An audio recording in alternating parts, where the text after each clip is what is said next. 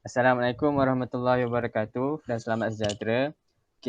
Pada hari ini kumpulan kami akan membentangkan tugasan 2 khusus VAC 3053 pengeluaran tanaman buah-buahan iaitu buah pisang. Kumpulan saya terdiri daripada 3 orang iaitu saya, Alif Faikal bin Muhammad Nordin, Muhammad Syahzal bin Yusof dan Muhammad Ashraf bin Ramli. Saya akan mulakan pembentangan ini dengan pengenalan kepada industri buah pisang di Malaysia. Buah pisang merupakan sejenis buah tropika yang popular ditanam dan dimakan oleh penduduk dunia dan haiwan.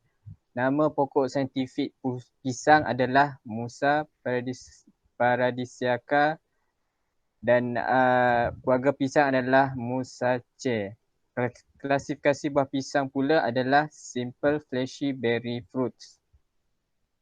Ini adalah jenis-jenis pisang yang popular di Malaysia iaitu pisang tanduk, pisang berangan, pisang emas dan pisang nangka. Tanaman pisang merupakan tanaman pokok-pokok buah-buahan kedua paling luas selepas durian. Keluasan bagi tanaman pisang di Malaysia adalah 26,078.9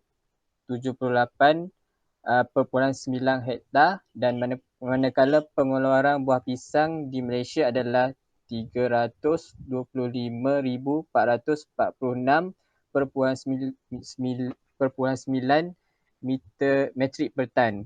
Negeri terbesar pengeluaran buah pisang ini adalah negeri Johor yang bernilai RM205,337.12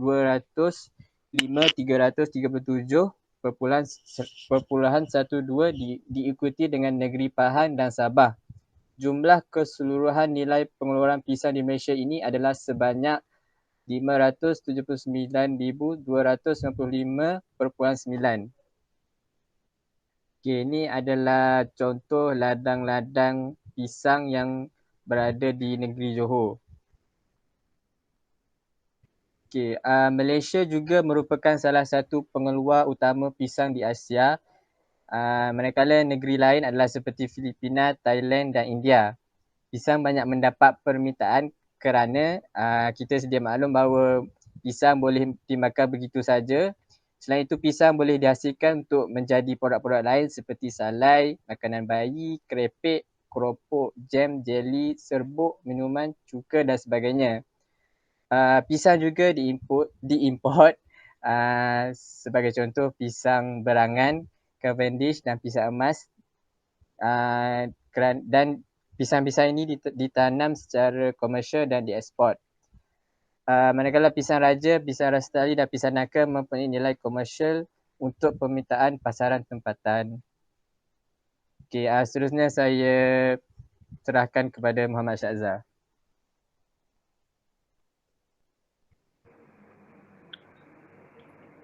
Seterusnya saya akan membincangkan berkenaan botani dan morfologi buah pisang.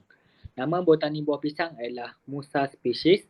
Klasifikasi bagi buah pisang adalah simple fleshy berry fruits. Seterusnya adalah morfologi buah pisang. Pisang mempunyai struktur fizikal yang unik dan khas jika dibandingkan dengan tanaman buah yang lain. Oleh itu, berdasarkan bentuk morfologinya, tanaman pisang dapat dibahagi menjadi beberapa bahagian meliputi akar, batang, daun, buah dan juga bunga. Yang pertama adalah morfologi akar. Memiliki sistem perakaran serabut kerana pisang termasuk sebagai tanaman monokotil, berwarna coklat dan biasanya tumbuh menyebar mendekati permukaan tanah.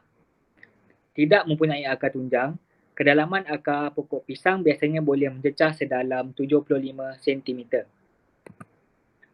Yang kedua adalah batang. Ketinggian pokok pisang biasanya boleh mencecah sehingga 2 hingga 3 meter. Batang pisang berbentuk silinder dan mempunyai belapisan.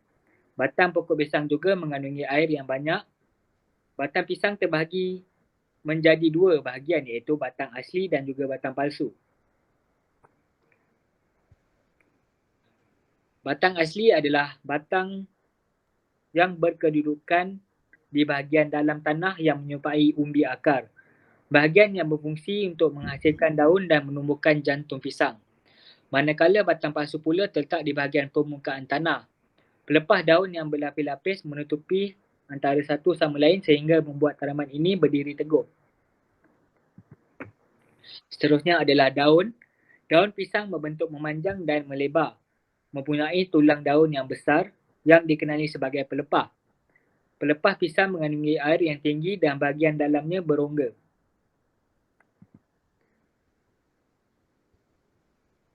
Morfologi bunga pula. Bunga pada tanaman pisang juga disebut sebagai jantung pisang. Ukuran bunga pisang adalah antara 10 hingga 25 cm. Terdiri dari dandan dan dalam satu tandan terdapat beberapa kelompok bunga yang setiap kelompoknya tersusun secara berderet. Bunga dilindungi oleh daun pelindung yang berwarna merah keungguan.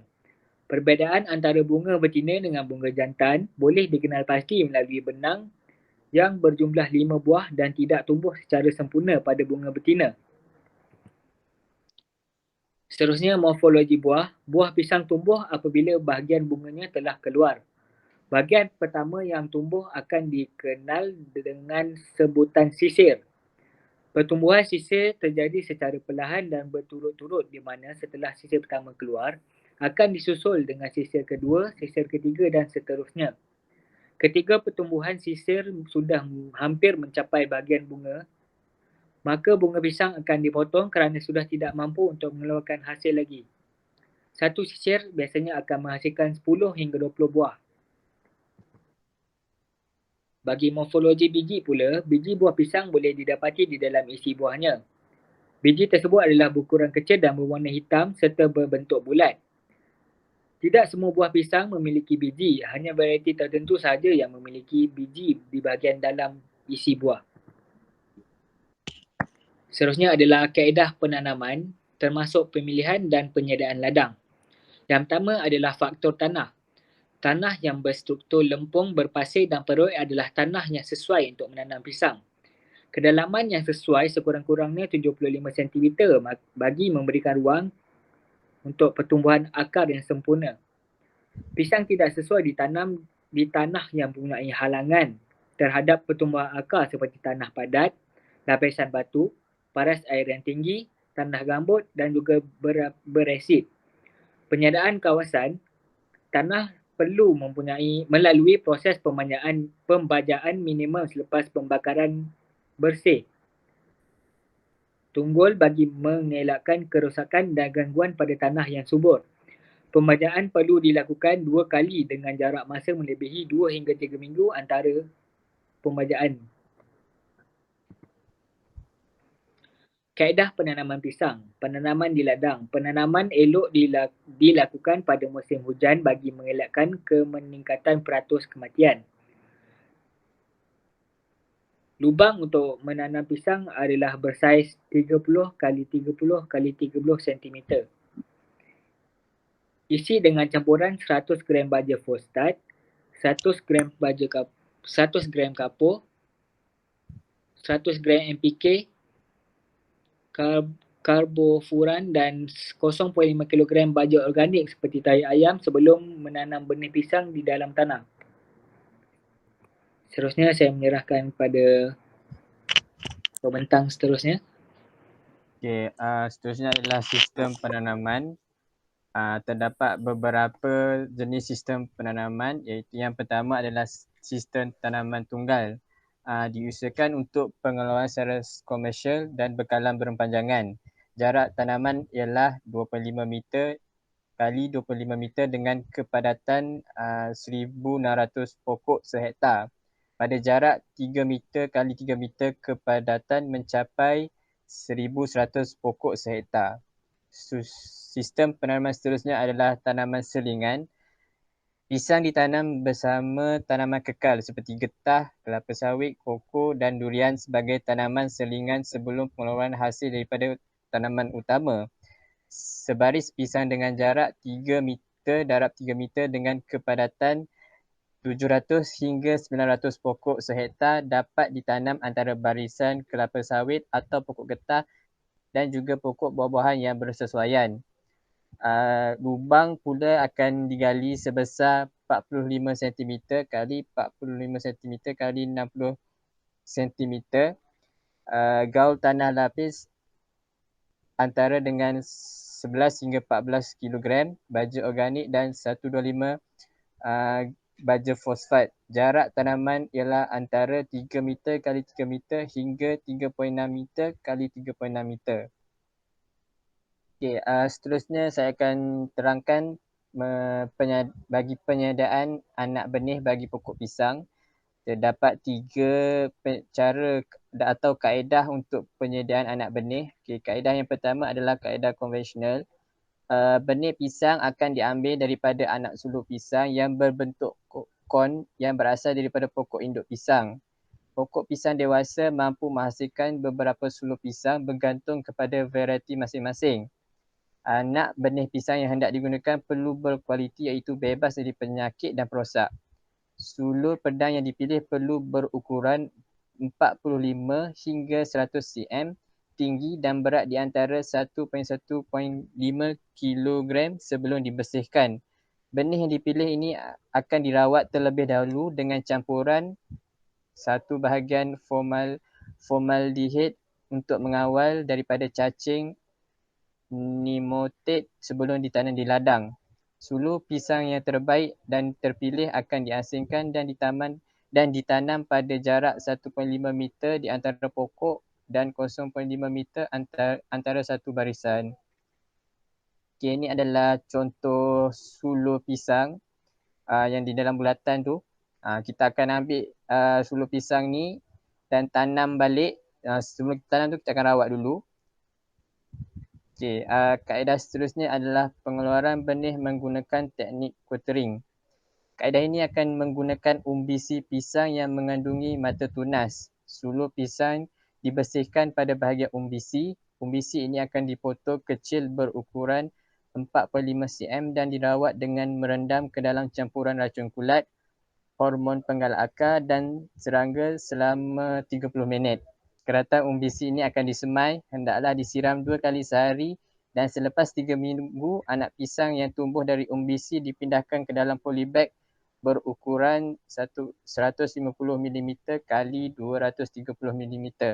Selepas 2 minggu di dalam polybag, anak pokok tersebut boleh ditanam di ladang. Okay, ini adalah contoh menanam anak pokok daripada umbisi. Gambar pertama ini menunjukkan pembersihan umbisi. Seterusnya dipotong secara kecil dan direndam di dalam ubat untuk mengelak daripada serangan serangga. Selepas proses merawat umbisi ini, kita akan tanam ke dalam polybag ataupun di dalam tanah terus. Beberapa minggu kemudian anak pokok pisang akan keluar. Okey, yang seterusnya adalah pengeluaran benih pisang melalui tisu culture. Benih pisang dibiak secara in vitro di antara induk terpilih. Pemotongan explant dilakukan kepada sulur anak pisang yang telah menjalani proses makmal dan diletakkan di dalam nutrien yang mempunyai medium pembiakan. Benih pisang yang berukuran 20 cm yang mempunyai 6 hingga 7 helai daun selepas mengalami pengubahsuaian cuaca akan dipindahkan ke ladang. Dengan adanya teknologi culture tisu ini, sulur pisang mampu mengeluarkan sehingga 2,000 anak benih secara berterusan dan mengambil masa yang lebih singkat untuk dituai. Benih ini juga tumbuh secara seragam dan berbuah dalam tempoh yang sama.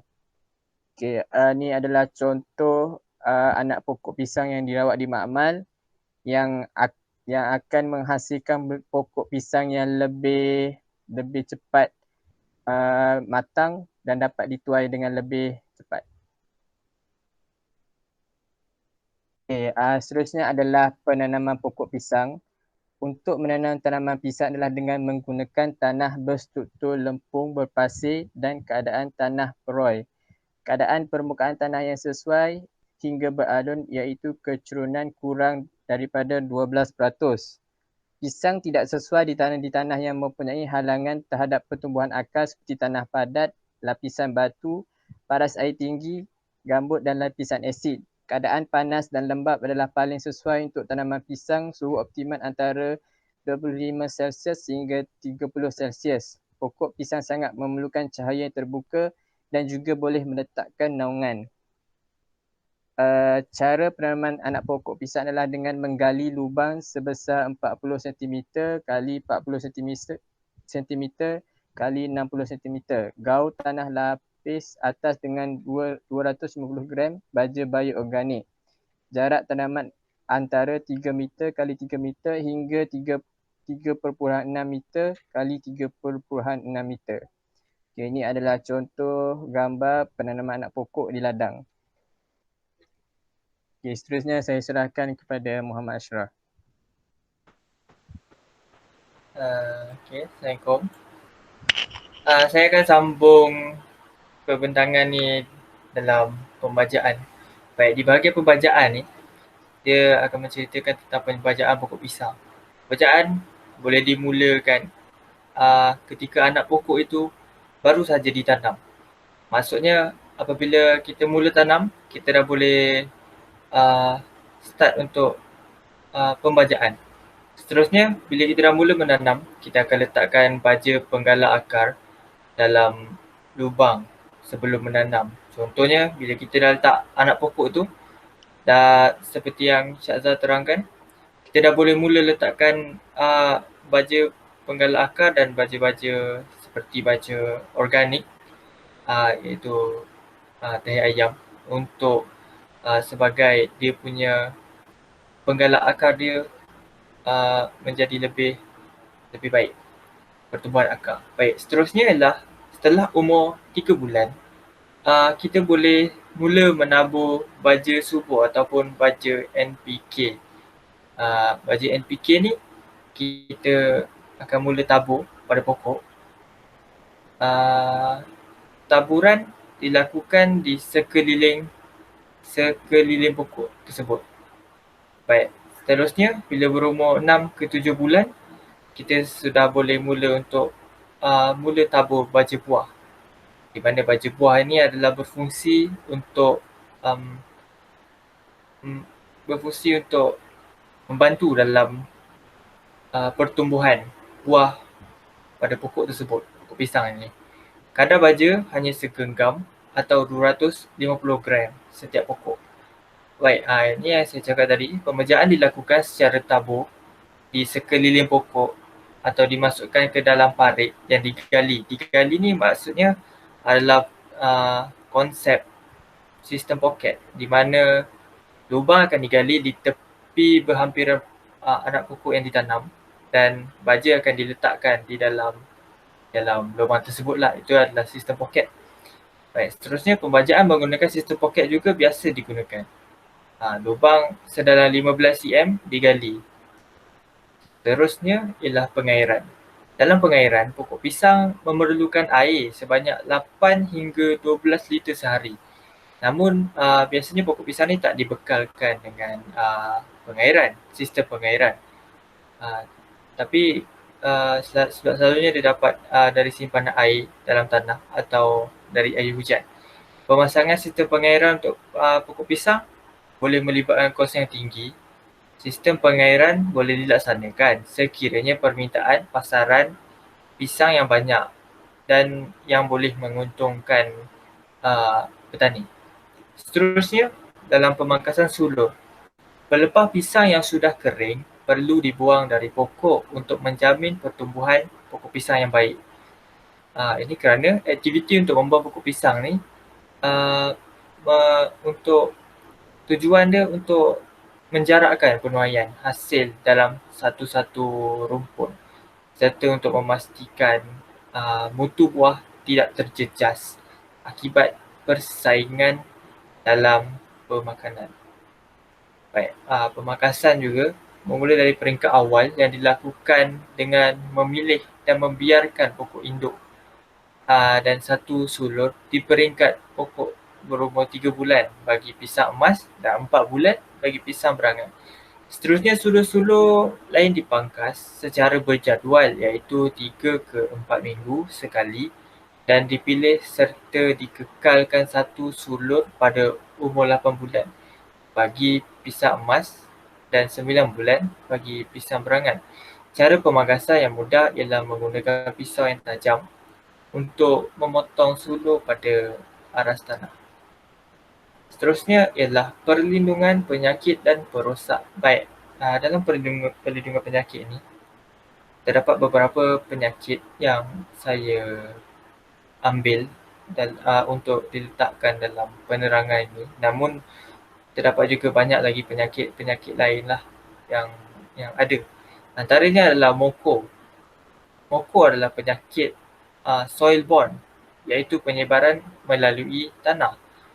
Ia susah untuk dikawal melalui penggunaan kimia. Jangkitan juga boleh berlaku dari penggunaan peralatan seperti pisau, parang dan cangkul. Maksudnya penggunaan alatan juga boleh menjadi pembawa penyakit ini kepada pokok pisang yang lain. Ini adalah contoh penyakit MOCO yang bermula daripada tanah dan boleh memberi kesan kepada buah. Yang seterusnya adalah kawalan dia, iaitu dengan membungkus buah supaya tidak terdedah dengan jangkitan persekitaran. Baik, ini adalah yang seterusnya ialah bintik daun ataupun Sigatoka. Nama saintifiknya Mycopharella musicola. Baik, bintik-bintik kecil yang berwarna perang kekuningan atau jalur-jalur hijau kekuningan selari dengan urat daun. Kemudian bintik-bintik ini membesar dan bujur dengan bahagian tengah berwarna perang terang dikelilingi warna perang gelap.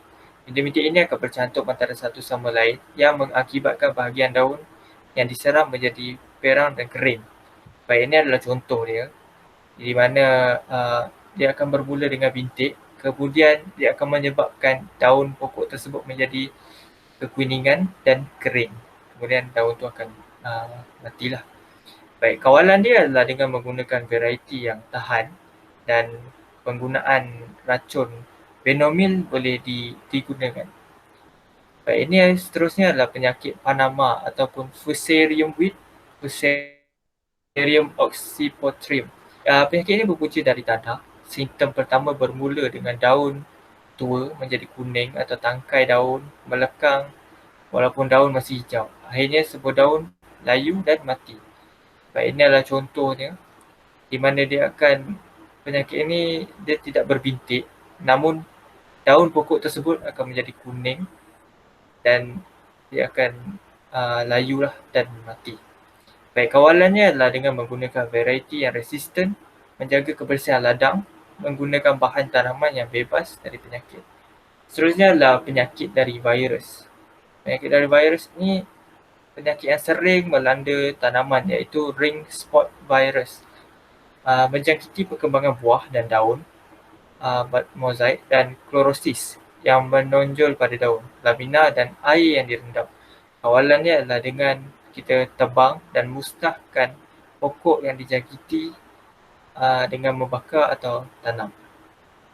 Baik, ini adalah contoh ring spot virus ni. Seterusnya adalah penyakit dari serangga perosak iaitu nematod. Akar-akar yang berjangkit bertukar ke warna coklat kemerah-merahan dan akhirnya menjadi hitam. Akar yang diserang kelihatan tombok-tombok hitam, berbintik dan pecah, terutamanya di bahagian umbi dan menjadi reput. Awalannya adalah dengan merendam dalam air panas, menjaga kebersihan ladang, menyiram dengan racun Ferramifos. Baik, ini adalah contoh serangan nematod. Baik, seterusnya adalah pengorek umbi pisang, Cosmopolites sordidus. Larva ni dia akan mengorek dan makan umbi pisang. Umbi berlubang dan akan menjadi perang dan busuk. Daun bertukar menjadi kuning. Anak-anak pisang lemah dan mati. Awalannya adalah dengan menggunakan bahan tanaman tanpa penyakit dengan celup ke dalam air panas selama 5 ke 10 minit. Kemudian menyiram racun deltin pada pangkal pokok dan menjaga kebersihan ladang. Baik, ini adalah contoh serangan pengorek umbi pisang di mana dia akan menyerang bahagian umbi pisang dan memakannya lah. Seterusnya adalah serangan lalat buah. Lalat buah ni biasa menyerang buah dan terdapat apabila serangannya dia akan terdapat bintik-bintik hitam bekas tusukan di kulit buah pisang lah. Baik, langkah kawalannya adalah dengan kita perlu membungkus buah pisang supaya terlindung dari serangan serangga perosak. Seterusnya saya akan serahkan kepada rakan saya untuk menyambung pembentangan ini. Terima kasih.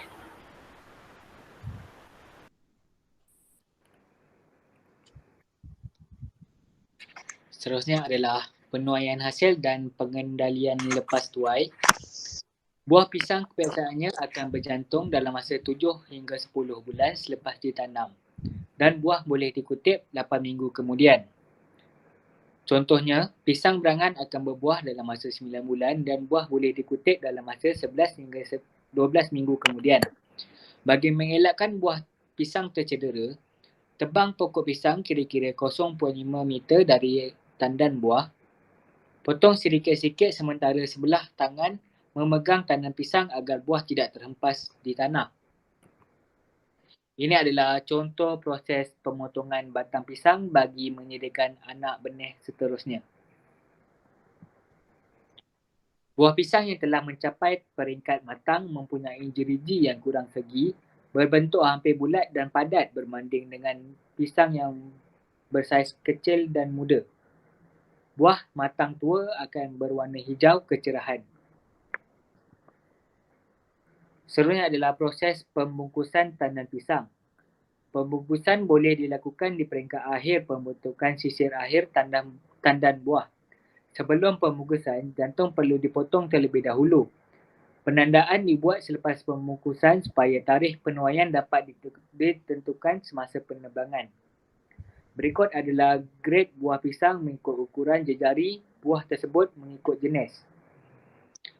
Contohnya adalah pisang emas bagi grade A mempunyai jejari 8.6 cm sehingga 10 cm. Bagi grade B mempunyai jejari 8.5 cm sehingga 9.9 cm.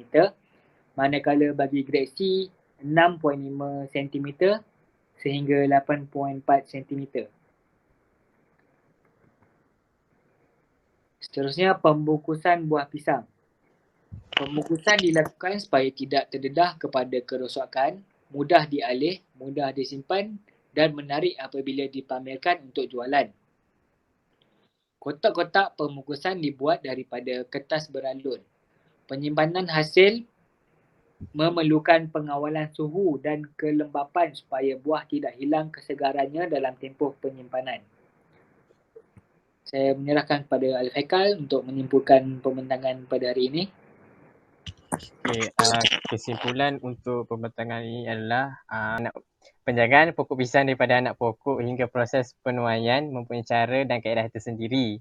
Oleh itu, setiap pengendalian dari setiap proses itu perlulah dilakukan dengan baik agar hasilnya akan memberi keuntungan kepada petani pada masa akan datang. Kita sedia maklum bahawa pokok pisang ini banyak memberi keuntungan jika ia dilakukan dengan bersungguh-sungguh, kerana di negara kita pokok pisang ini mendapat keuntungan dan mendapat permintaan yang tinggi untuk dimakan begitu saja dan juga menghasilkan produk yang lain. Okey, sekian saja daripada kumpulan kami. Sekian, terima kasih.